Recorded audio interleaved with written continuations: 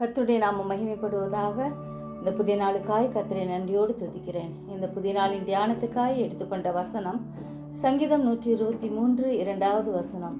இதோ வேலைக்காரரின் கண்கள் தங்கள் எஜமான்களின் கையை நோக்கி இருக்குமா போலவும், வேலைக்காரியின் கண்கள் தன் எஜமாட்டியின் கையை நோக்கி இருக்குமா போலவும், எங்கள் தேவனாகிய கர்த்தர் எங்களுக்கு இரக்கம் செய்யும் வரைக்கும் எங்கள் கண்கள் அவரை நோக்கி இருக்கிறது.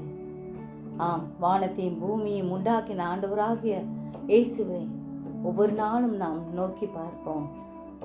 ஆம், கர்த்தரை தேடுகிறவர்களுக்கோ ஒரு நன்மையும் குறைவுபடாது என்பதை விசுவாசிப்போம். அவரை தேடும் போதெல்லாம் நமக்கு தென்படுகிற தெய்வமாயிருக்கிறார். அன்புள்ள தேவனை பற்றி கொள்ளுவோம்.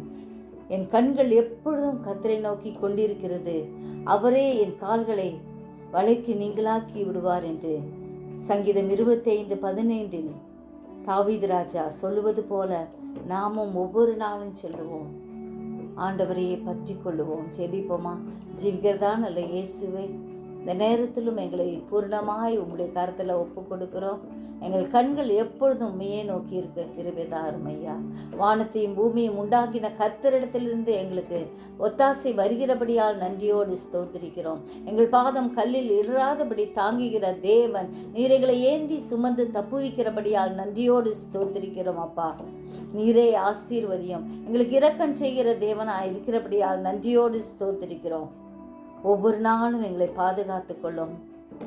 கண்மணி போல பாதுகாக்கிற உண்மையே நோக்கி பார்க்க கிருபை தரும்படியாய் கெஞ்சுகிறோம் ஐயா.